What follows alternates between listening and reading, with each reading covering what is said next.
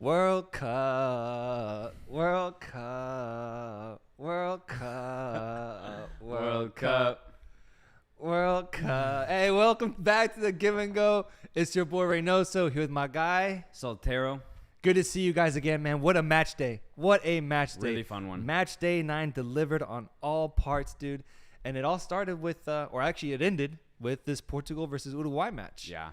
We saw Portugal essentially take out a 2-0 win against this Uruguayan squad that, man, disappointed me, bro. Disappointed me. I had such a different expectation of what Uruguay would look like in this specific match. And I'm just left a little underwhelmed after what I eventually saw. Portugal, even more so, wasn't that impressive either. But were able to get the result and was able to do the same thing they've done to Ghana, which is just get a dub, get the 3 points, and get out. Get out. So Portugal beats Uruguay 2-0. And let me hear from you first. Go for it. This is a weird game, honestly, because it was apparent that Portugal were going to use their sheer quality in every single position to kind of outdo Uruguay. As you already said, Portugal themselves didn't really do that well. But you could see Uruguay didn't really show up like at all. So based off of how this game started, you're like, it's going to be hard to see Uruguay get any sort of result out of this, even though Portugal were not doing that well. And that's essentially what happened. I thought the first half was completely dominated by Portugal, at least on the ball. Not a lot of chances were created.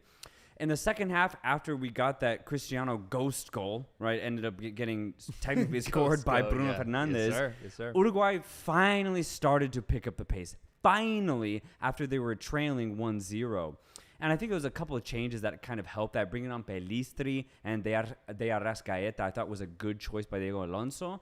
And it kind of helped pick up the pace for Uruguay as far as pushing Portugal back and trying to get that equalizer. Gomez. Maxi Gomez hitting the post with a really good chance too. But after like 10 minutes of really good play from Uruguay, Portugal brought on their own substitutes and completely canceled out any Uruguay chance of equalizing in this game. And Portugal saw this out. Bruno Fernandes, did he get this? Yeah, he got a penalty. Yeah, he got the penalty.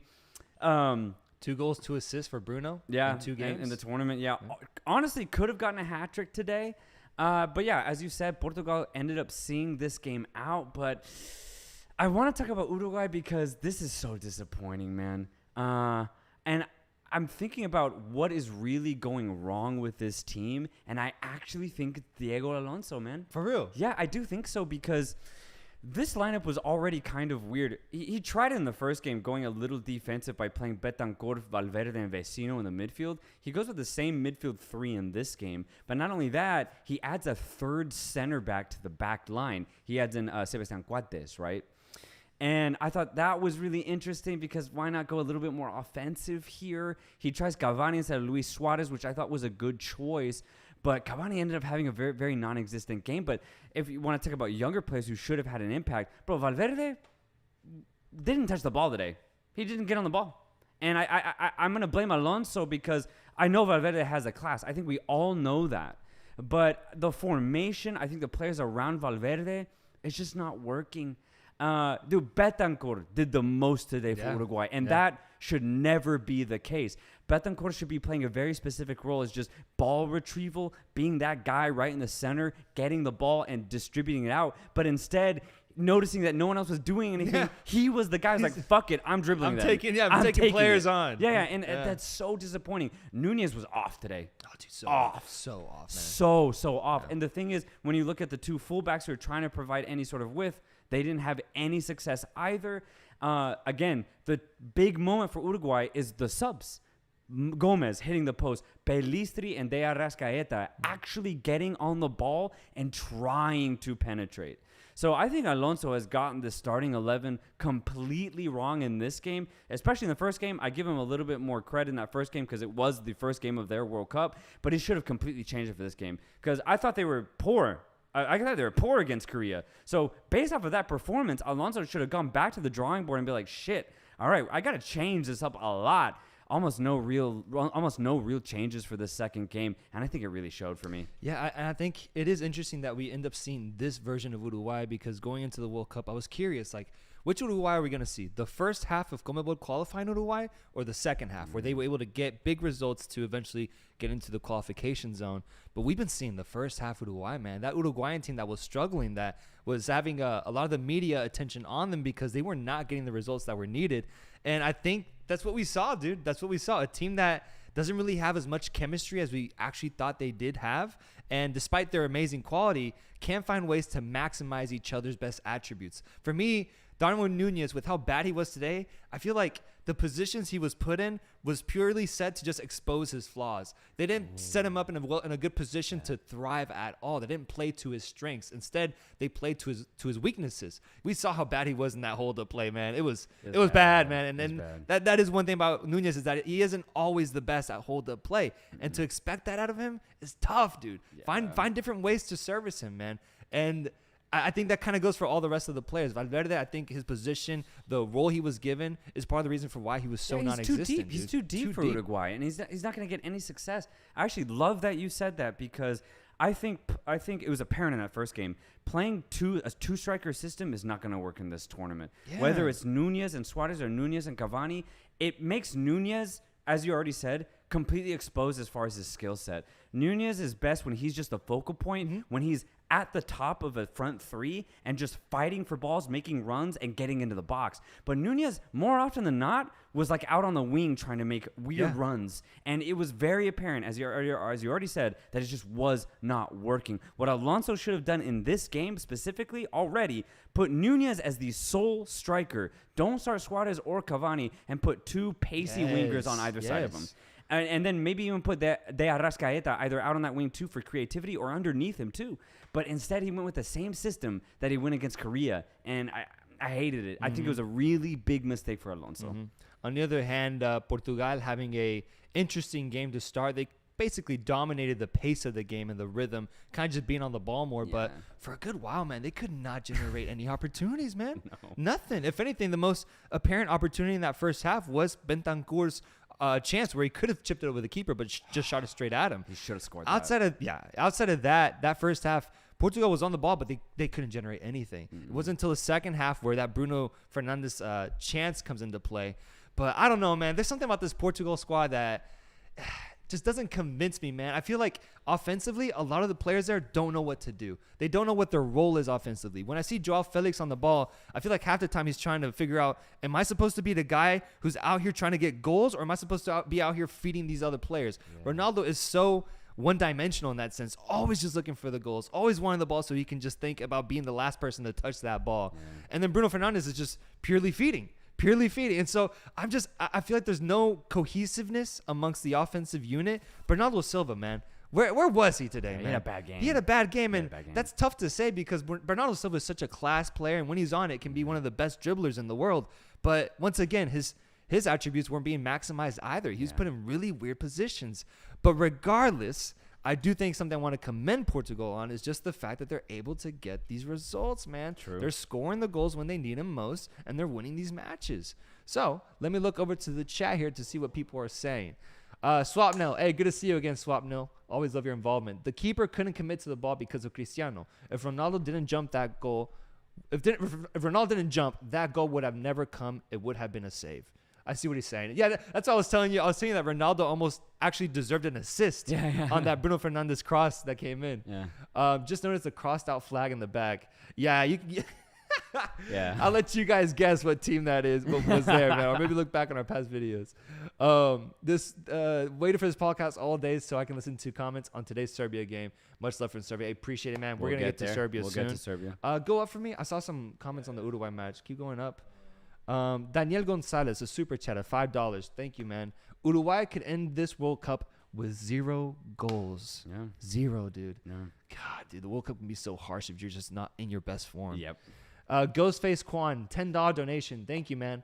Overall, the failure of Uruguay came down to poor tactical decisions and decided to go back to the back 3 instead of going with a 4-4-2. Exactly. And the class of Bruno has really showed, and so far is my pot. Player of the tournament. Player of the tournament. Yeah, I guess that. Player of the tournament. Yeah. I agree, dude. 4 goal contributions in 2 matches. That's huge for these games, man. Yeah. No way Uruguay wins against Ghana. The Black Stars are going to fight with their lives, and that's That's going to be a really interesting match. We'll preview that after we talk about Ghana. Yeah. But yeah, man, eventually that penalty happened with Bruno megging, I think it was Chema Jimenez, no? Yes, yeah, it was. And it was an interesting one because you don't really see handball calls like this one specifically. It goes through Chema Jimenez's legs, and he falls back on the ball with his hand. And there's a debate of, is that a natural motion or is that an illegal motion? And how would you explain what happened there? I think it's a natural motion as far as like the physics of him falling down to the ground. But from a footballing perspective, it's illegal, man. Bruno Fernandes, if that arm isn't there, is through. Or he's at least exposing Jimenez's defensive posture. And so it's a penalty for me. He's completely stopping an offensive move. So, yes, penalty 100%. I was telling you, I was like, if he did that to a goalkeeper, the goalkeeper would react in that way. He would put his hand behind there to try to save that ball. So I'm cool with the call. It's just interesting because I've never seen like a situation like that specifically. Yeah. Portugal. Oh, what's up? Oh, yeah, just to finish my thoughts on Portugal specifically, because I completely agree. It's funny because, yes, Portugal ended up getting a 2-0 win. Could have been 3 possibly. But as poor as Uruguay were, Portugal had a very similar kind of like, it gave me a very similar feeling at the end of the game. And you already said it as far as Portugal are just in a weird state right now, man. Like Uruguay ain't it. And that showed me for 100% today. But Portugal too, man. I'm just like, shit. The two teams that I had predicted as having a decent time in this group are now having weird performances, man. To talk about Portugal, I also think it's just down to tactics as to why they're not finding a lot of success. Sure, let's just say Ronaldo's going to be a sure starter in that front three. If you talk about whether you're going to start Joao Felix or Bernardo Silva, I feel like you can only play one of them. Only play one of them to be the creator type of midfield winger. And then you play a more direct guy on the opposite side. Because right now, you have Ronaldo, and then you have Silva and Felix, who are two honestly kind of similar players in style, and it's just not working. Felix likes to come down, get the ball, and try to create, which is great, but Silva low-key likes to do the same thing. So then if they both come inside, you have nobody on the outside running the flank. Nobody. Ronaldo doesn't have the pace anymore, so he's just kind of drifting in that central area up top. So you realistically get no wing play for Portugal. And you already said it. Where does Fernandes feed to if there's nobody out there? And we're seeing that. Portugal, for large stretches in this game, man, had no offensive threat truly on the ball. And I think it really showed, man. So Santos has to change this. He has to start Leao, in my opinion. Leao is going to be that direct guy that just stays out on the wing, that's just looking for the ball, looking to be released. And that's what you need. Then, in my opinion, you probably start Silva to be that creator on the opposite side. And sure, I guess you start Ronaldo.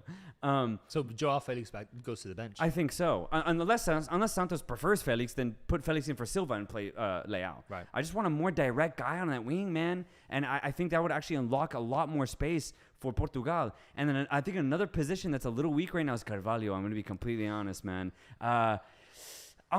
When Palhinha has come on both times, he's provided an energy to that midfield. Yeah. He's already in a lot of good form for Fulham. Start the guy, man. Yeah. Come on. I agree. And the thing is, this might be the problem with Santos as far as he's only started a certain amount of players like his entire coaching career for Portugal, and I think it's showing. He's got to be brave and just change it. I know Carvalho has been your guy, Santos, for a long time, but it's time to change it because Palhinha is in way better form. Yes, and I think he's going to do a lot better in that midfield. And he's going to get the ball a lot more often, and he's going to give it to Fernandes, who can just then feed. And he can feed quick, bro. So I think there's tactical changes that need to be made for Portugal. They do that, though. I think they could be really good because, as you said, even with this poor performance, in my opinion, they still got the win.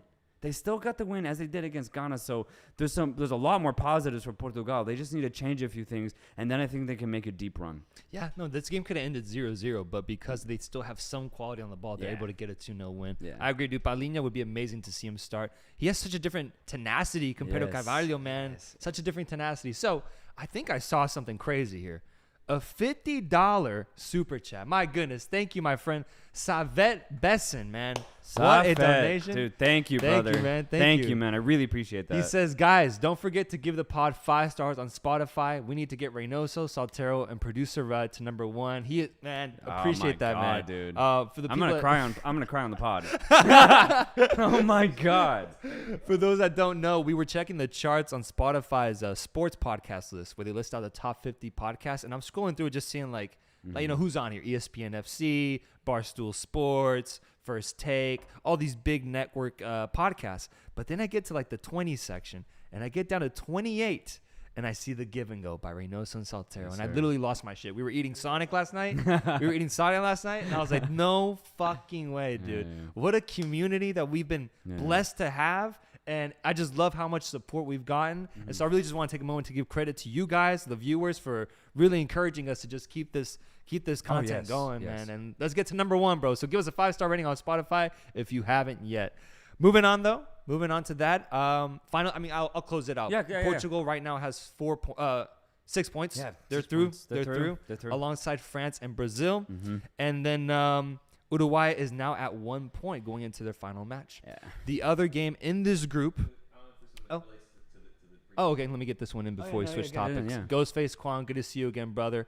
Also, shout out to Nuno, who was a really good spark up until his injury. Such a shame that someone that young and talented went down in the biggest stage. Yeah, this one hurt because he did have a really good start to this game. There were moments where he was just in space and just taking down that Uruguay fullback, just like riding that flank. And unfortunately, he got injured pretty early on in the game. So yeah, that really did suck. It was tough, man. Like at the 40th minute, he ended up coming out right before halftime. So yeah, that was tough to see. It was tough I think to he was see, crying. Man. Yeah, that really hurt. But the silver lining is that he's so young and he's so good that he will for sure have a couple minimum more World Cup appearances for him waiting in his future. But yeah, he was actually playing really good too, is what sucks. He was actually a really important part of this team. That's what sucks. Yeah. And playing Guerreiro as the backup, I do think is a downgrade to be honest, but I think it'll still be enough if they can figure out that midfield and front three. Yeah, that's fair. One sec. All right. So the second match in this group was Ghana versus South Korea. Yeah. Ghana coming off of a very admirable 3-2 loss against Portugal. And then South Korea coming off of a very admirable 0-0 tie against Uruguay. So like I previewed it yesterday, I said it's going to be really interesting to see just what happens here. Who's going to take it to the other team? Or are they just going to battle it out in like a shootout type of game? And we got a gunslinging Western type of shootout, bro. Jeez. 5 goals in this match, man. 5. Yeah. And it was just an incredible back and forth display. In my opinion, one of the better matches of this tournament. We'll decide it in the ratings later. But Ghana starts off hot, man. They start off hot, getting a slinging ball in and finishing it off by Salisu. Salisu gets tangled in the box. He finishes it off. Ghana goes up 1-0. Salisu celebrates, and Ghana's looking good. I'm like, shit, okay, good for Ghana. Yeah. Let's see what they can do from here. The game progresses, and Mohamed Kudus shows up on the stage as he's been doing so far. He's been having a great World Cup. Gets the second goal, and suddenly Ghana is up 2-0 in this very, very important match. But then what happened after that, brother? It got tricky, man. It got tricky because South Korea, in my opinion, sends in the best crosses of any team in this World Cup, bro. The amount of the quality that was on every cross they sent, every long ball, every slinging ball in, incredible, dude. So dangerous every single time. So much so that they're able to get 2 back-to-back goals in that same fashion in like a span of like 5-10 minutes. Yeah. And immediately they're back in the game. South Korean fans are going crazy in the stands. And I'm going crazy. I'm going crazy, bro. What was the name of the striker? Geo Sung Cho. Yes. Bagging himself a brace, the Yeonbuk FC striker, having himself a hell of a game. His celebration was so funny after that first goal. He just sticks his tongue out. It was a little cheeky. Yeah. But from there, I'm thinking South Korea looks amazing. They look amazing. This is so good. I love this. This is great for the sport. And then suddenly Ghana just on the counter. Just out of nowhere. Ball comes in. Iñaki Williams completely whiffs it. He whiffs it. Commentator said that it was intentional. Nah. I don't think it's intentional, man. He looked to hit that ball. Yeah. I feel like if you're in this position, you're looking to score, man. And that ball comes in. And who else but Mohamed Kudus once again. Yeah. Once again, getting his second goal, bagging himself a brace, and they go 3-2. Ghana is in the lead. And for the next 15 minutes, it was just all-out attack from South Korea. And I think that's just what made this game so fun to watch, because we saw a team just completely have everything on the line and go for it. Completely go for it. And Ghana defending for their lives, knowing how important these 3 points were for their team. Ghana wins the match 3-2. And I quickly, personally, want to give a slight apology to Ghana, because I was negative on this team going into the tournament. If you watch our deep dive, I did doubt him. I doubted him big time. I just didn't see it, man. I didn't see it, especially with qualification, how they technically didn't actually win a game to qualify, especially against Nigeria. They just tied, but they were able to get through on away goals. AFCON, I thought they were a little disappointing.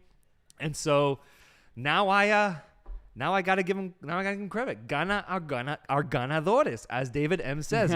Great point. And not just that, I love their fight. I love their energy. I love that despite them not having maybe the best world-class talent, they're able to compete against Portugal and South Korea competitively, have really good matches, and I gotta give them credit for that, man. I have to, because when there's teams like Belgium in this tournament with much better quality but way worse work ethic and effort. Fuck that, man. I'm going to give credit to the teams that fight and show that will to win. And Ghana did that today for me. No, absolutely. I remember a comment yesterday asking about young players who have really hit the scene in this World Cup. And I think it probably has to be Mohamed Kudus up there in that conversation, because he makes this Ghanaian team truly an X factor, constantly getting involved offensively, and not just off of runs looking for the ball to score. You see him kind of get big with that hold-up play, try and turn a defender, and then create too. Kudus really is a twofold player in that sense, in that he's good off the pass and looks to create, but he's also a really good dribbler.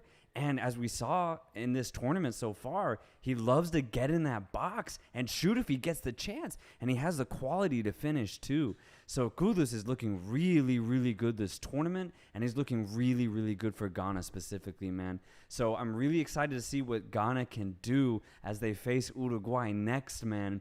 Because they have a perfect opportunity to just knock out this South American team and go through probably against what most people had expected to see in this Group H, man. Dude, I'm so excited that game actually does have meaning and weight to it. You know, like it is going to be a really big match for both these teams, because there was a chance that Uruguay would go into this match already having like their qualified spot solidified. Right. But the fact that they actually are very desperate for a win here puts Ghana in a really good position to take on that pressure and counter and just show their offensive quality that they've shown so far, and take advantage of this Uruguayan squad that doesn't have the chemistry, I believe, or the same level of chemistry that this Ghana team does, man. Yeah, and talking about like coaching tactics, Otto Addo, the coach for Ghana, completely got this right going into this game. He recognized that, shit, I got a really offensive team. Let that flourish. So he takes off a center back and puts on Jordan Ayew to start. A brilliant idea, because from the get-go, after Korea kind of let go off the pedal just a little bit, Ghana then took over offensively, and they got 2 pretty quick goals to take that 2-0 lead. So I really like how Addo really let this Ghana offense kind of just take over the game. Now, what gets slightly concerning is how they let Korea back into it. I wish that didn't fully happen, because honestly, after they equalized, it did look like Korea were going to take the lead, man. And I was like, shit, where's that composure? But they eventually settled down. It took them a while to settle down, but they eventually did. And just their ability to not give up, to still go forward and have that clinical guy like Mohamed Kudus to get that goal, so impressive. So Ghana, a little scared today, but overall, very, very good. I agree. Yeah. Producer Red, let's do a poll here. Ghana versus Uruguay. What will that result be? A win for Ghana, a win for Uruguay, or a draw overall? A draw gets Ghana through. Yeah. This is crazy. And to talk about Korea, too, because I do want to give a little praise here, man. Once they went down 2-0, I was like, shit. They just can't get the spacing right at the back. They can't match up physically to the big boys of Salisu and Amarte, or they can't match up with the Ghanaian offense either with, Iñaki Williams or Mohamed Kudus or the Ayu brothers. I was like, God damn it. Because I thought they had a really good performance against Uruguay, so I was hoping that for them to keep it a little tight today. And for them to go down 2-0, I was like, I guess they didn't have it. But then that second half, man, oh my God, completely changed the way that they approached the game, got on the ball a lot more, and really took it at Ghana. But Paulo Bento, Korea's coach, I think made a really good substitute, Lee Kang-in, the guy who plays for Mallorca in La Liga, and what an impact. I expect him to start in this next game, knowing that Korea needs a win to even have a chance. Kang-in, he's the guy who got one of the assists on Cho's, I think, second goal. A phenomenal impact in this game, just finding those little pockets, penetrating, and obviously has the ability on the ball to send in a beautiful cross to Cho for a second goal. And Cho himself, man, my goodness, I highlighted him in that first game. He came off the bench. I expected him to start today, and thank God Bento saw the same thing, because his impact in that second half with those two really classy headers, let's be honest. That first one where he gets down low and heads it in. Yes. Beautiful He snuck header, his way in man. there, man. Really lovely header. And so I was like, okay, good for Cho, man. Good for him. And for Korea to rally back was so beautiful to see. But yeah, Ghana was just a little bit more clinical. And so they earned this win today. Yeah, looking towards the Ghana-Uruguay matchup, the poll says, let me see. Who wins Ghana versus Uruguay? 58% say Ghana win. 25% say Uruguay win. 17% say they draw. And I think it's dope how this game, you think about what happened 12 years ago now in 2010 with that crazy Luis Suarez handball penalty that eventually led to a Ghana missed penalty. They then end up getting knocked out by Loco Abreo's chip shot, Panenka penalty goal. Yeah. Just, tragedy for Ghana, right? 12 years ago. Life goes on, brother. Life goes on. But there's a circle to life, man. There's a circle. There truly is, and this is proof of it, man. Yeah. Soccer, football is the best analogy for life at times because 12 years pass. 12 fucking years. And they are now in a position where they have the advantage going into a match against Uruguay, and they can, if they want to, knock out that team out of the World Cup and ruin their World Cup hopes. That in itself is just full complete circle. It's a beautiful story, and it's amazing that Ghana is coming into this match feeling this good because, I thought maybe they would go into this match down a few points and perhaps looking for that underdog type of mindset. Yeah. But now I truly do think Ghana can take advantage, man. I truly do think they can take it to this Uruguayan squad because today was not convincing at all for me from what I saw from the South American side. So the super chat is right on point from the Hitman. Good to see you again, brother. Ghana will get the revenge for 2010. They are doing this for Africa. And then probably Ghana emojis. I think that's a Ghana emoji. Yeah. Man. All of Africa is behind Ghana. Ghana wins with a penalty. Shit. Perfect game for Suarez to show his class. Yeah. Love the channel, guys. So scared for tomorrow, Team USA. We'll talk about that soon. Why Kudus keeps getting brought off when he has been Ghana's best player in both games? Today he stayed on a lot longer though. Yeah. And then the first game, I think Otto did make a mistake and brought him off way too early, but he recognized that mistake and kept him on way longer in this game because he came off in the 70th minute or something like that in that first game. But I think he stayed way longer today. Yeah. So I'm okay with how it was today. He's working so hard on the pitch that he probably is pretty fatigued by the end of it. Yeah. So as long as Otto treats him the way he did today, we're good on Kudus. Yeah. But on the other hand, South Korea also has a little bit of a narrative here from Varung Raja. He says, South Korea also have beef to settle. 7-0 loss to Portugal in 2010. Whoa. Yeah. Oh, shit. Yeah. Really? I think so. I'm just going to believe it. No, I can't remember. That was North Korea. That was North Korea. That was North Korea. Yeah. Wrong Korea, man. Wrong Korea.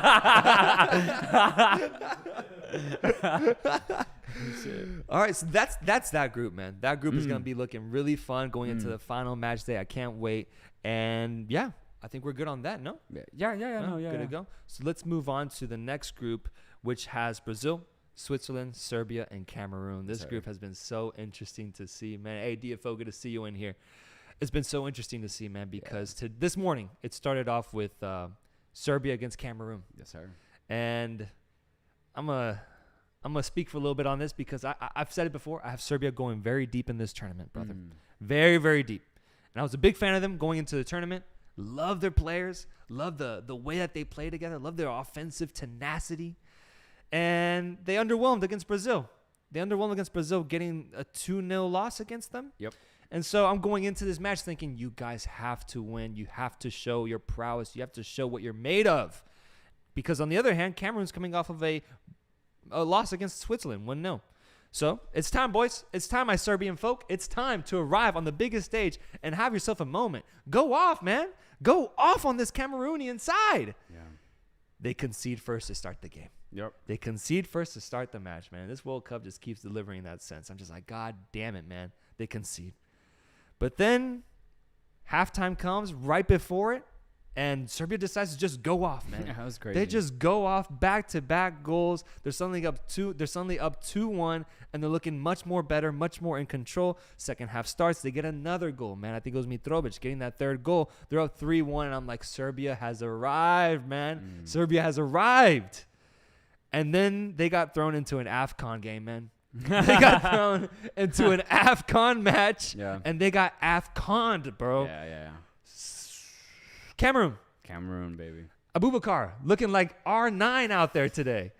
An incredible chip shot goal of the likes I've never truly seen before. Probably one of the highest arcs on a shot I've ever seen. Yeah. But so lackadaisical because he thought it was offsides. You could tell by his body language. Yeah, the chip itself was the most static, standstill chip I've ever seen in a football match. He just literally got as underneath as he could of that ball and then flicked it up. And then it just went way over Milinkovic-Savic, and then boom, goal.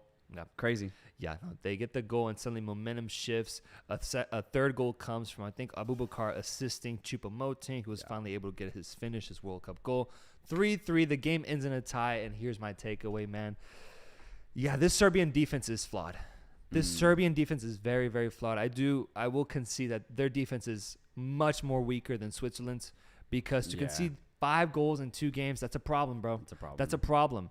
Their offense showed up. They showed up like how we thought they would. 3 great goals that eventually saw them get a big 2-0, a big 2-goal gap, and I expected them to pull out the result from then on. Yeah. But this defense is very flawed, and I think their game management overall on this stage has been really, really bad, man. Really bad.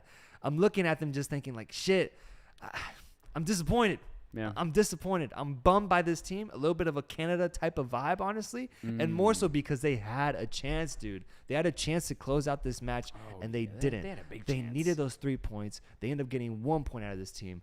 And now they're looking towards a Switzerland matchup where they will have to win and hope that they can do that in order to get through to the knockout stages. Yeah. My approach to this game was based off of Serbia's first game against Brazil, as you already kind of highlighted. Mine was a little bit more grim for Serbia, though, because I was very, very disappointed by their performance against Brazil. So much so that I was actually going for Cameroon in this game because I thought they had a decent game against Switzerland. I think Switzerland slightly outclassed them, and that's why they lost. Cameroon's also the worst team in this group, so I think that was just expected. But the way that Serbia played Brazil, I thought was very scared, which goes against Serbia's DNA in their qualification phase, and it just wasn't up to par as to how physical you have to be against Brazil or how tactical you have to be against Brazil or how smart you have to be, how quick you have to be. I thought they underwhelmed in every single category. So based off of that performance, I was like, there's just no way they get a good result against Cameroon. Cameroon started off pretty hot with a pretty decent goal. And I was like, okay, this is what I expected. After Serbia started to really turn it on, I actually didn't give any credit to Serbia. I actually credited it to the really bad defense of Cameroon. And I'll get to that in a second. But so even though Serbia went up 3-1, I actually wasn't impressed. I was like, okay, if you're any good team offensively, you can probably score a lot of goals against this Cameroonian side. So I wasn't impressed. I was like, okay, well, then you got to win, but let's see how you play against Switzerland. So they go up 3-1, and then the perfect sub by Rigobert Song bringing on Vincent Abubakar, and my God, what an impact. Holy shit. Just like Takumi Asano did when he came on against Germany for Japan, Abubakar does the same goddamn thing, getting 2 getting one goal and then providing the assist for Chupo to equalize it at 3-3. I'm like, okay, good. Well, and that's another thing, though. I think Song should start Abubakar. I'm going to be completely honest. I remember Chupo complaining to Tony Conceição, the previous Cameroonian coach, about, why aren't I starting? This is why you shouldn't start Chupo. I'm going to be completely honest, man. Abubakar is better than you. And it's a shame that Abubakar has not started at this World Cup because he is the better number 9. Resume-wise, maybe not, but just you can see it on the pitch. Vincent Abubakar is the better Cameroonian striker. He should be playing instead of Chupo, or they both should be playing up top. Anyway, besides that point, Serbia collapsed once again. Completely. And I not to say that I predicted Cameroon to come back 3-1 because I did not, but I predicted this overall poor performance from Serbia because I thought they were really bad against Brazil. And I'm very disappointed because they've completely gone against what they did in qualification. One thing that I wanted to see against Brazil was that passion that they showed in those games against Portugal, in those tighter games against those smaller teams in Europe. They really fought for those wins or those draws in that European qualification. I didn't see any of that against Brazil. And I was like, okay, so they're going to take the Belgium approach and they're just off, whether it's mentally, physically. And I know their 3 best players, this is where it gets unfortunate. Kostic, Mitrovic, and Vlahovic are all slightly injured. So maybe that actually hurt the camp of Serbia as far as like their hopes of getting out of this group. They're like, shit, our 3 best players are slightly injured. Maybe we can't win this. And I think it's really showed, bro. Their mentality has been really poor. Really happy for Cameroon because they really rallied here to get this draw. Scared for Cameroon against Brazil, to be honest, because even though they did come back 3-1, their defense, I think, is definitely a weak link. So scared to see how that Cameroon-Brazil game ends score-wise. But for Serbia, man, there's just no way they're going to get a result against Switzerland. There's no way. Yeah, I was seeing that there was Cameroonian fans that were like, what we've seen so far from the Cameroonian team is respectable. It's admirable, but man, this defense needs to be fixed up in the next few years because offensively they got it, man. They got it. They've got the talent. They got it. They've got it. But damn, dude, this defense is wide open, bro. Wide open. So yeah, I agree with the Cameroon take, and yeah, the Serbia one makes sense to me because I think that's what kind of resonates with my disappointment, man. If the real Serbia showed up, this would be different. Would be different. It'd be so different. It'd be different. And I'm out here just hanging on to whatever left of hope, whatever breath of hope is left for this Serbian team because they've completely disappointed in all aspects. And getting a tie against Cameroon, bro, that's one of the most assured matches in this game. No disrespect, but they have to win that match, dude. Let me read some of these comments, man. Switzerland versus Serbia, great game. Switzerland gonna win against Serbia. Serbia aren't even good, so overrated. Serbia disrespected Cameroon, low key. Yeah, low key. Yeah, low key. Serbian problem is their coach and his tactic. I can see that as well. I agree. That Serbia versus Switzerland match is going to be damn interesting. I hope you guys are aware how politically charged this match is going to be. Remember Shaqiri and Xhaka's celebrations of 2018. I remember something like that. I remember something. There was some turmoil, some fight between them that like caused just a lot of tension between both fan bases. That matchup is interesting.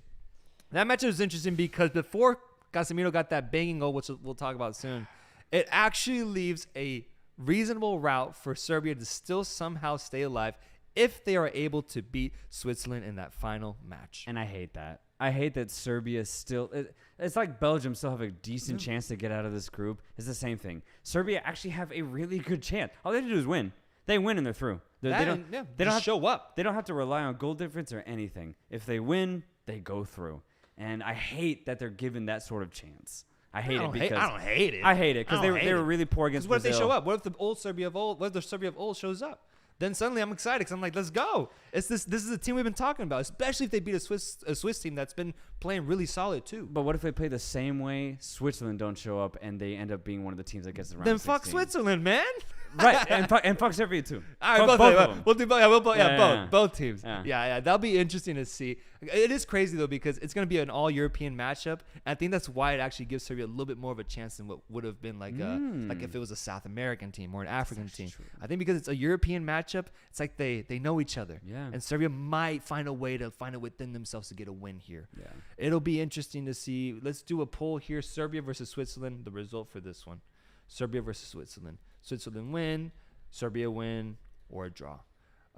Regardless, though, it changes the narrative going into that matchup, but it doesn't change the stakes, which I ultimately like, because before the tournament started, we talked about this group and how first place is Brazil's and second place will be decided by that Serbia-Switzerland match, and somehow, some way, it's going to be decided that way.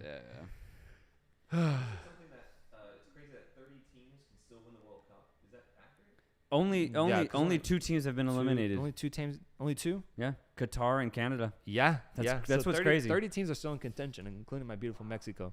Yeah. Has draw written all over it. Serbia's average team and delusional nation. Damn. It was hard to watch the Serbia game this morning. It's going to be hard to get a result against Switzerland, but they will pull it off. Okay. I believe in Serbia. If Pavlovic play, we have a chance. Let me see the poll here. 44% Switzerland, 35% Serbia, 21% draw. Yeah. That is tight. That's tight. Oh my God. I think it's going to be that tight. I think it's going to be tight. It's a European matchup, man. Yeah. All right. But yeah, Cameroon 1 point, Serbia 1 point as well, going into that final match day. Moving on to the last match that we are going to talk about today, Brazil versus Switzerland, man. Brazil versus Switzerland. Brazil coming off of a 2-0 victory against Serbia, and Switzerland coming off of a crucial 1-0 victory over Cameroon. Some important notes going into this match is Neymar's injury. Neymar was out of this match, as well as Danilo. And on the other side, Shaqiri was actually a little hurt too. That sucked for Switzerland. Mm-hmm. Yeah. And I think it kind of showed. I think the injuries actually played a factor into what we saw, because I was interested to see how Brazil would react. You know, they don't have their difference maker. They don't have their ultimate playmaker and, you know, godsend Neymar showing up in this match. But they still have tons of incredible talent. So are we going to see a Brazilian team that still finds a way to completely dominate the match and blow out Switzerland? That's what I predicted yesterday when I said they would win like 2-0, 3-0. Or will we see a Brazil side that's a little less creative, a little bit more offensively limited, if you want to say that, or just doesn't go all the way out the same way they would if they have Neymar? Yeah. They end up, I think, fielding an extra defensive midfielder, and was it Fred? Fred comes on. So they go a little bit more defensive, and also replacing Danilo with Militao, which I thought was a really solid replacement, because Militao has shown he can play that position. Yeah, it's good.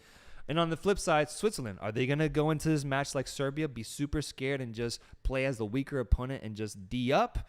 Or are they going to take it to Brazil? And what we saw, I think, was shades of that Serbia match with a little bit more fight. With a little bit more fight from Switzerland, being able to stay in it more. But I also think that's a credit to just Switzerland's defense. I think they're just better overall than Serbia. I think it's what they do. Yeah, just better overall than Serbia. But all in all, man, I think the domination and the talent of this Brazilian team showed once again with how dominant they were, dude. Switzerland didn't have a single shot on goal yet again. Alisson has yet to make a save this whole tournament. That defense has been incredible for Brazil. Incredible, man.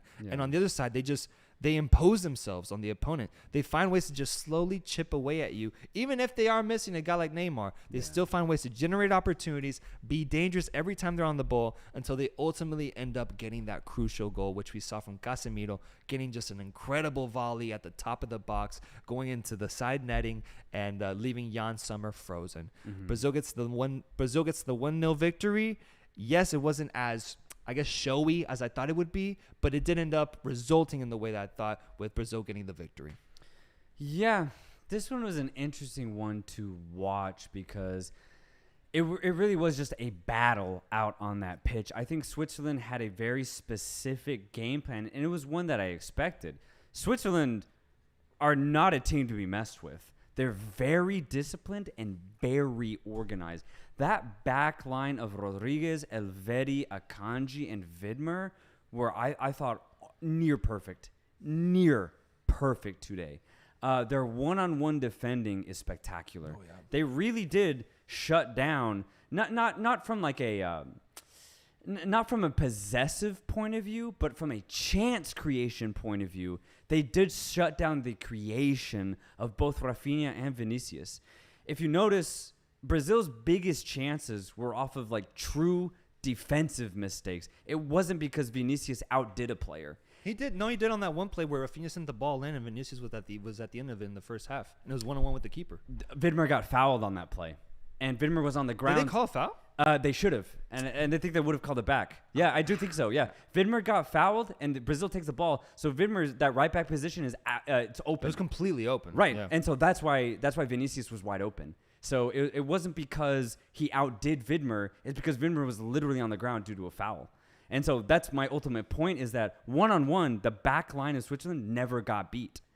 What it took for Brazil to score was a golazo from Casemiro. And that, I think, Switzerland, that was their only mistake of the game is because not only was it a golazo, but they gave him the space to actually finish it. If that was Switzerland in the first half, they would have closed that down. But, as you said, Brazil have a good knack of chipping away at their opponents if they can't break, right? If Brazil's not having a lot of success, they at least make you tired. And that's, I think, why Casemiro got that space because at that point, 80th minute, the Swiss players were finally fatiguing. And so I think that's eventually why Brazil got that goal. But I do actually credit Switzerland so much because I think they played it nearly perfectly. They didn't bunker in and play like a back six. They just had the back four, and obviously they had two deep-lying midfielders. But when they did go forward, they did try. And they actually found some space. But as you already said too, the Brazilian defenders were always ready to cut out any sort of big attack. So from that perspective, I think Brazil was really, really good. Another thing for this Brazilian defense is I never expected Switzerland to really go at them offensively. I just expected them to keep it very tight. I think personally I predicted this to be a 0-0 draw, maybe 1-1. Close to that, Brazil did very, very well, at least to get that big golazo. But my only concern now for Brazil is how much do you really rely on Neymar? Because I think if Neymar was in this game, then I think they would have scored 2 or 3 goals. But without Neymar, it took a lot for them to get just 1. And so that's what's going to concern me going forward is now imagine if Switzerland had an Mbappe. Then this game gets completely different. And I think that's where Brazil are going to really get tested, not in this group stage, but eventually in this knockout round. That's where I need to see Brazil actually come up. Now, if Neymar is playing, Neymar can take Brazil to a title. But if Neymar is out, I actually don't see this Brazil team lifting the trophy. I really do think it's going to depend on Neymar. He is the X factor for this team. He is the game decider because when Neymar's on the ball, he attracts 2 to 3 defenders. Oh, yeah. And that's going to create that space. But without Neymar, it gets a little predictable for Brazil. Yes, they're very good and they're very technical on the ball, but I think Switzerland, for the most part, were very, very comfortable defending for large stretches in this game.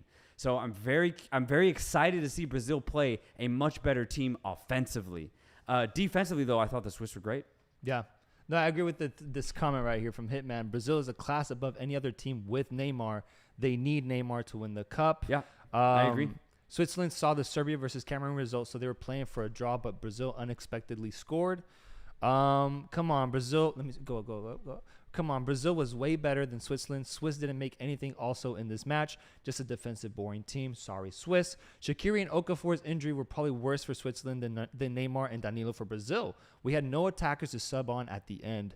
That's true. That's true. I thought Switzerland was solid, but yeah, offensively, I thought they were like ass, dude. There was nothing. And that's the thing. Mbolo actually had a great game. Yeah. He had a great hold-up game, being annoying, pesky with the defenders, but then he would hand it off to the wingers, and the play would end. There'd be nothing there for him. Right. Or when we're like the few times where Switzerland was actually on the ball, possessing it, trying to build up a play, it would just get intercepted or they would just lose it. Yeah. That's concerning for me from a Swiss perspective. When I compare it to Serbia, yes, it's still vastly better. But within this context of this match, I think I have to give more credit to Brazil for being able to completely shut down yet another European mid-tier team and just showing absolute dominance throughout the whole process. And yes, they got 1 goal, but bro, after that goal went in, they could have gotten another one if they were just clinical with it. If Rodrigo knew how to finish a shot, Rodrigo should have finished that shot. Another goal, man. This could have been 2-0 easily. Yeah. So, yeah, that's Cameroon. Onana's Cameroon.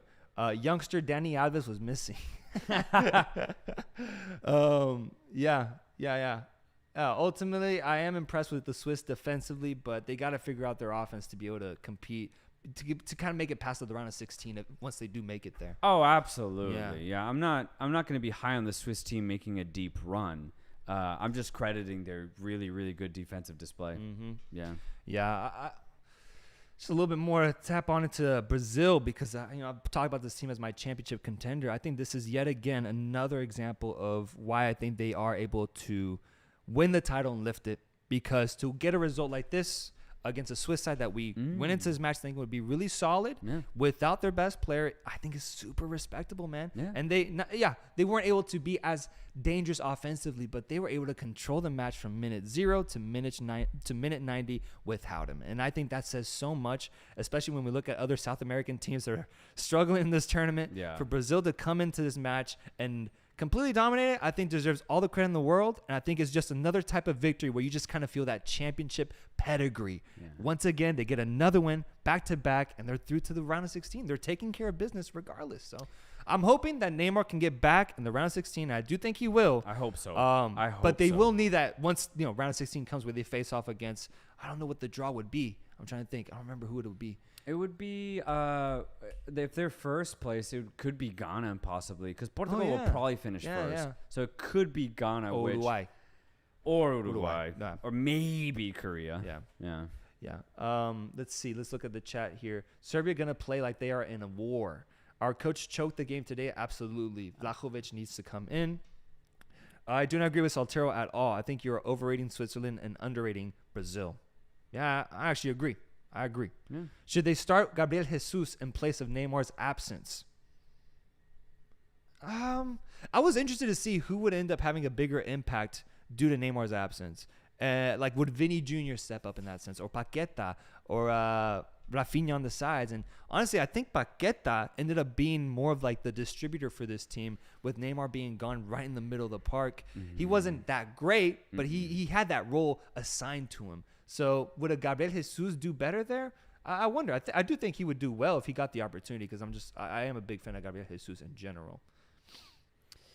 Yeah. To replace Paqueta, I don't think that would make any sense. I think Jesus should probably come on for Richarlison, to be completely honest. Didn't Richarlison have like a really clean cut chance, but he basically fucked it.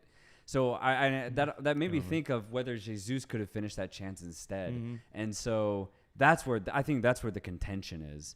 And also another one is Rafinha over Antony. Yeah, I still think Antony should be starting. That one's looking interesting now. I think Rafinha's had a weird season in Barcelona. He's already had a weird tournament as far as his clinical finishing or his clinical passing. Whereas Antony's only gotten like 10 minutes in both games or something. So we don't really get to see Antony play. I think Chiche is making a mistake, to be honest, by starting and giving so much minutes to Rafinha. So I think that's also another point of contention.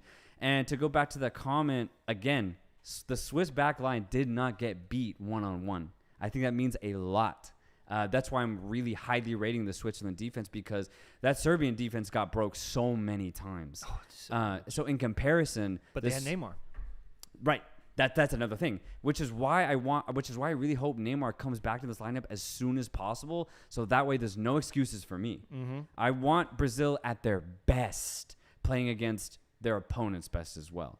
As far as underrating Brazil, no, I mean, they played a great game. I don't think I'm underrating them. I just think their opponents have not played as well as I thought they would have. So for example, Serbia, I expected way more. But the Serbia we got, Brazil's going to win that game every single time. So I'm not going to give Brazil that much credit, other than, they're the better team. And then today, Switzerland, as you already said, have no offense. So I need to see Brazil play against a team that has offensive players. And so that's why I'm not underrating Brazil. I'm just rating them right now. So I just need to see Brazil play against a true team. And unfortunately, we're not going to get that against Cameroon either. Cameroon have a better offense, sure, but their back line, it's the opposite of Switzerland. It is the exact opposite of Switzerland. They have a good front line, but their back line is just not there. So Brazil's going to have another easy game against Cameroon. Mm-hmm. So I think it'll get interesting for Brazil in the knockout stage. Mm-hmm. For sure, for sure. Let's move on to match ratings. Let's talk about the games that happened today and rate them on a scale of 1 to 10 based off of entertainment, based off of atmosphere, based off of quality on the pitch, boys. Let's talk about these games. The first match of the day was Serbia versus Cameroon. A lot of pundits out there, a lot of Twitter really enjoyed this match, and we're giving it good ratings for how back and forth it was, and eventually Cameroon's comeback, seeing that was really dope. What would you guys rate it? Already I'm seeing 9.5s. I'm seeing a 9. I'm seeing a 7.5. I'm seeing a 9.5. A 9. This is an average of a 9. This is an average of a 9 right here. Yeah. Oh, yeah. This was a 9 for me. All right. A 9, bro. All right. An average of a 9. Damn, that's probably the highest rating we've done, because we didn't do match ratings until like match day 3 or 4. Yeah. So we missed the Argentina one. But Shit. this is the best from the chat that we've seen. Good Lord. Okay. Samuel Eto'o says 10. Okay, cool. Moving on to the next match, which was Ghana against South Korea. Ghana against South Korea. I thought this one was awesome, man. I think this one equally has a good argument to be a 9 as well, if not an 8.5 personally. This one's better for me. This one was better from both sides. There wasn't as many mistakes. It was just better offense on both ends. This was like a 9.2 for me. This was higher. Yeah. 9, 9.5, 9.25. Yeah. I like that. I like that. We encourage the extra decimal point. We really do. We love an 8.6, an 8.7, 9.5, 10. Oh, this is higher. This is higher. But this is a 9.5 average. Oh, this is crazy. What a day, man. What a day. What a day. A 9.5 average. Okay, so first place is Ghana, South Korea right now. Okay, cool. Let's see if the other ones beat it. Switzerland against Brazil. I think this is where it took a dip. I think we started off with 2 bangers. This one was a good game, though, because it was tactically very intriguing to watch. It was. To see how they would figure each other out. I'll go 8. I'm gonna go 8. Yeah. I thought it was really entertaining and really intriguing. Yeah. Yeah. 6s, 6, 8, 13, 5. This is a tough one. 6.5, 7. Fell asleep during the Brazil game. Okay. 7. It looks like an average of a 7. Yeah, an average of a 7. Okay. All right. I understand. Last game was Uruguay against Portugal. I would say this was the worst one. This was the worst one of the day. This was the worst one. Yeah, bro. And low key, that kind of bugs me because they were at the Lusail Stadium, man, the biggest stadium, the last game of the day, and they gave us that, man. They gave us that. For me, 6.5, 7 for me. Yeah, I'll go low 7s. Yeah, I guess 5, 8, 7, 6, 6.69. Jesus, 5, 8, 5. Yeah, I would say an average of a 6 here. Okay, that makes sense. Okay, so the best game of the day goes to South Korea, Ghana, with Serbia and Cameroon being very, very close. All right, man. What a match day, bro. What a match day. Let's preview tomorrow's games. Tomorrow will be the first day where we no longer have to wake up at 4 in the fucking morning. We can now watch these games because they will be happening at the same time per group. The first match, the one that I think we will prioritize, will be Ecuador against Senegal. Thank you, producer Red's already on the poll. He's so quick. Ecuador versus Senegal, man. What you have to say on that one? God damn it, dude. If Ecuador just come out and play the exact same way they've been playing, I think they can get a good result. What's interesting, though, is that if Senegal just find it in them, I think they could get a result, too. I see this being very tight as far as who ends up winning this game. Who gets it if it's a draw? Ecuador. Ecuador? Yeah. Okay. So that gets interesting, too. Ecuador has the advantage. Who do I want to go through? I want Ecuador to go through. The way they've been playing has been so entertaining. It's been so inspiring. I hope that they play the same way. If they do, then I think they can get the result tomorrow. So I think Ecuador probably have the better chance. But if Senegal get the result, I actually won't be surprised either. Just because maybe they bunker in, get 1 goal, and see the game out. I could see that happening. I'm gonna go Ecuador though. Okay. Yeah, I'm rooting for Ecuador in this one, man. Who wins Ecuador versus Senegal? 52% says Ecuador, 35% says Senegal, 12% says draw. Fair. I like that, man. Let's go Ecuador, bro. Let's go, dude. Let's go. It's a big one. That'd be so fun. And on the other side, Netherlands versus Qatar. I think Netherlands is just going to approach this match and just score as many goals as they like. Looking for like a 2-0, 3-0 victory just to protect that first place position. Yeah. And that'll be that for that game. I don't think you got to do a poll on that one. No poll on that one. No poll on that one. I think that one's good. All right. And Group B. Group B will have, in my opinion, the game of the day. The game of the day. You want me to build this one up? Or you? Go ahead. All right. We have the United States of America facing off against Iran in a game that is going to be a title fight, essentially, man. Who wants to go to the round of 16? Whoever wants it more and gets the victory will get that reward. What an incredible matchup this is going to be. Politically, there's so much behind these two, but also on the pitch, USA coming off of a really impressive 0-0 tie against England, and Iran coming off of a very impressive victory against Wales. That is the reason for why they're able to be in this position right now, man. Crazy. So the USA actually has to go in and win, whereas Iran only needs a tie to qualify. Yeah. Incredible stuff, man. Both these teams are so good. The Hitman says, pull that shit. Pull that shit. Might go to war if the USA lose. Who wins this matchup, folks? Who wins it? Keep voting because I want to know. I know we have fans from both fan bases. Let us know who wins this matchup. Iran deserves it more than the US. Fair, okay, fair. I think it's going to be incredible, man. Who do you it's got, gonna be an man? Incredible matchup. I have the USA. Yeah. I have the USA. I have USA being the only CONCACAF team to eventually go through into the round of 16. And the USA will actually have the most support I've ever given them in a FIFA World Cup match tomorrow. Let's go. Because never have I ever been in a situation where Mexico has been eliminated from the tournament, essentially, and the USA is still alive. I am in that situation today for the first time in my life. And so why not, man? Why not? Why not support the neighbors? Why not support the place where I live? Let's do it. Let's go USA. I want to see it. The Hitman says, hot take, USA won't score against Iran, and Iran will see this out. Queiroz will play this. I am a U.S. national team fan. Interesting. He's saying Berhalter gets out-tacticked by Queiroz. Yeah. I have the USA winning this, and it is not to say that Iran won't make this tough. I want to make that very clear. Iran are going to come out fighting. They're going to have a very specific game plan. If it gets hella tight in that second half, they might bunker in, go for the draw, but they also have the ability to go forward as they showed against Wales. So Iran are going to come out fighting to get through to the round of 16. I want to make that very, very clear. But they're going to lose to the USA. It's going to be the USA all day, baby. This is the best USA squad we've ever seen from a talent perspective. I've been saying that all tournament long. We are going to get the dub against the Iranis. And this is it, man. I know we haven't scored a lot of goals. We only have one goal from Timmy Weah. But the way we're playing, the USA are not ready to go home. These boys, this camp, they do not want to go back home to the United States. They are staying in Qatar, and we're going to get this win. The way that they're playing, Pulisic, Weah, whether it's Ferreira, Sargent, whoever, Haji, whoever starts in that front three are going to go off. If they play the same way that they played against England, this Irani backline has no chance. Adams, Musa are going to hound this Irani midfield as much as they can.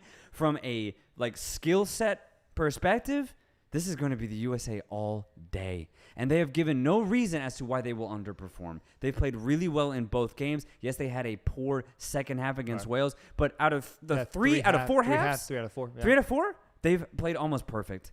And the way that they played against England, I thought was really admirable and very promising. Iran are going to make it tough, but the USA will get the win. Damn. Okay, let's see the chat. Let's start all the way up top. Let me see. Keep going. This game is gonna hurt. I am Iranian and American. This is gonna hurt either way. Damn, man, I'm sorry. I think USA will win because honestly, despite the criticism, USA has been playing beautiful football. Yes. Yeah. Yes. Soltero gonna shit his pants if it's 0-0 at 90 minutes with 10 minutes added time. 100%. 100%.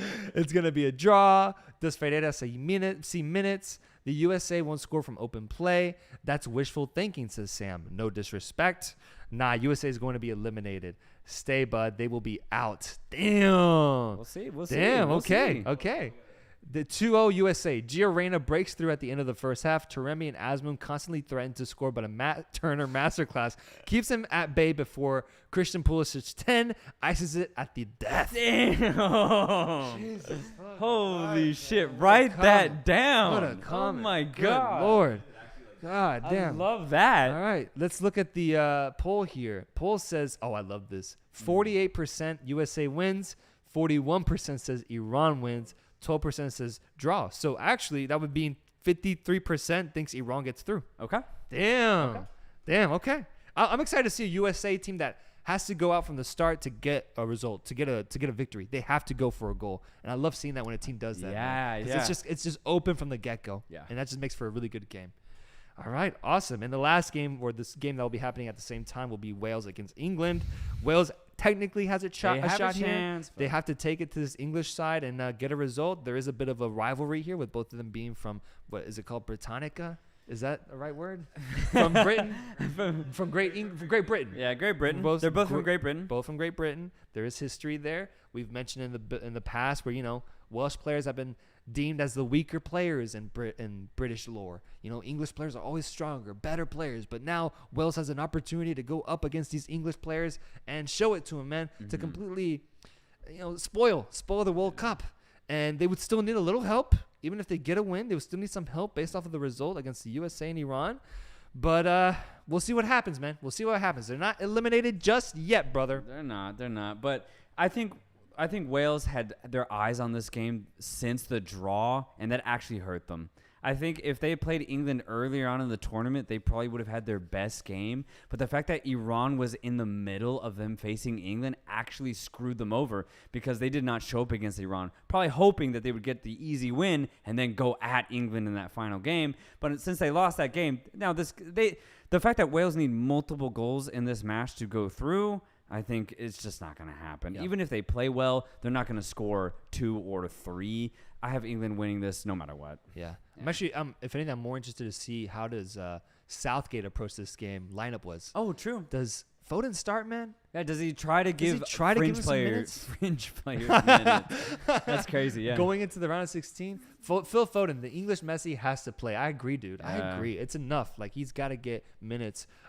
Kane will feast on Wales' defense. Yeah, the poll says that too. 75% for England, 12% for Wales, 14% draw. Wales win 1-0. USA and Iran draw. Wales is through. Jesus. That'd be incredible. Damn. That would be incredible, man. What a match day we've had here. We have a really good game. We have some really good games slated up for us tomorrow. Any last question, guys, before we go? Just 5 minutes of Q&A here, if you don't mind, talking to our viewers for a little bit. Any last questions before we go? We'll talk for 5 minutes before we head out and get some sleep. Did you see Canelo's tweet on Messi? I heard about something like that, but I haven't looked into it. I saw it. Was he just talking shit? No, there was a Mexican jersey on the floor in the Argentine room. In the Argentine locker room, and Canelo was basically saying, fuck the Argentines. They're cleaning the floors with Mexican jerseys. Oh. Yeah. But literally everybody's saying jerseys are always on the floor in locker rooms. He swapped a jersey with Guardado. Okay. And so Canelo is literally making something out of nothing. Okay. Yeah. If it came from a swap, I don't mind, because swaps are in good intention, if Right. anything. Swaps are out of respect. Out of respect. Yeah. So, yeah, this is literally nothing. We should swap jerseys right now to commemorate this pod, bro. Let's see, Messi, man. Okay. Who looks the best? Okay. Let's start. Oh, are there any jerseys / kits that have grown on you, or some that have gone sour? Personally, the Ecuador jerseys have really grown on me. Really, I love their dark blue ones, and same with the yellow ones. I shitted on them, bro. Yeah, I shit on them when we though. saw them, and I didn't like them at all. Yeah. But I actually really, really enjoyed them. And if anything, I actually would say Switzerland's didn't look that bad. Oh, right, the credit card one. Yeah. It actually, those styles actually have grown on me. I agree. They're not that bad. They're not that bad. What is Soltero's ethnicity? Born and raised in the States, but my parents are born in Mexico. Yeah. Who looks the best to y'all so far to win the whole thing? I'm still sticking to Brazil, but I think France looks equally as good. And is there a third team I can throw in here? Let me think. No, I think Brazil and France are looking the best right now. I agree. Yeah. I think Brazil and France have done the most in the group stage to say, hey, we're here in both games, and we look really, really good going into the knockout stage. So, yeah, they're the 2 teams that have advanced, I guess, now alongside Portugal. If you consider those 3, Brazil and France are the clear favorites out of Brazil, France, Portugal. So, yeah, I think they've really set themselves apart from everybody else. Yeah. Angel Bautista, $2 donation. Appreciate that, man. Who will end up with more goals, Messi or Ronaldo? Ronaldo's got 1 right now. Messi has 2. I'm going Messi. Yeah, unless Portugal go out to the knockout stage and Argentina don't. If they go deeper, then that'd be interesting. I'm going Messi for that one. Yeah. Why did you shave your beard, bro? I trim it every once a week, man. My beard grows back quick. It'll be back to full 100% in 3 days, man. Don't you worry. Yeah, I shave it because it bothers me at times when it's like too thick. What group has the biggest chance to have a shocker? I think if I'm looking at the groups right now, Group C, Mexico will qualify. Why y'all laughing, bro? Come What the on, fuck? bro. I'm tired of this shit. Look at that. We're not eliminated, Look bro. at it. I didn't even do that shit. Our roommate did that shit, man. Y'all fucking hounding on me for believing my team, man. It ain't done till it's done, bro. It's done, brother. Damn. What team do you think still has a shot or will surprise or has a chance for a shocker? Well, I think one of the teams we said today, dude, I don't think anybody had Ghana going through over Portugal or Uruguay. Yeah. I don't think anybody did. And I think they will go through now. And that will be a shock. Just based off of pre-tournament stakes, Ghana going through is a shock. And Uruguay not. Yeah. Who had the best individual performance so far this World Cup? I think names we could throw out. I think Gakpo. I think Kudus. I think Fernandes. I think, Messi getting that goal, bro. I was going to say Messi because of that solo goal, basically. I think the weight of it is what makes it just another level of that. And we were talking about this, and I want to hear the chat's thoughts on this. Thoughts on let me formulate this. Thoughts on the goal that Messi scored against Mexico being a top 10 goal in his career. Maybe not in quality, but because of the weight behind it. Messi's last World Cup, if they don't win that match, they're out. They are out. And if they tie it, they are in a very, very tight position going against a very sturdy Polish side. They needed that goal. The game was as tight as it could have been, and no one else is going to break the deadlock outside of Messi, Lionel Messi, and he scores that goal. So for me, and it's still an amazing goal, the way he shot it and the way it went into the corner, I think it's a top 10 goal in his career, but it might be reactionary. I want to hear the chat's thoughts on it. Yeah. Let's see what else we got. Messi, my goat. I feel like Giovanni. I think he'll go through. Okay, scroll up a little bit. Let me see what else people have asked. Let me pull Ronaldo's future. Let's do that one. Oh, yeah. Ronaldo. Where the hell does he go after this? You were saying Portugal. I could see that. Yeah. I mean, where else, man? He's not going to go to Bundesliga, Serie A, obviously not Premier League. It'd be weird if he went back to Spain. It honestly would be really weird. So the only thing that makes sense is Portugal. Yeah. That or the MLS. Yeah. Honestly. I agree. I think Portugal would be awesome, man. Yeah. Worst player this tournament? Okay. I mean, De Bruyne for me. Oh, yeah. Dude, De Bruyne's been literal ass. Yeah. He's been so bad. Go up. I see a loaded comment. Go up.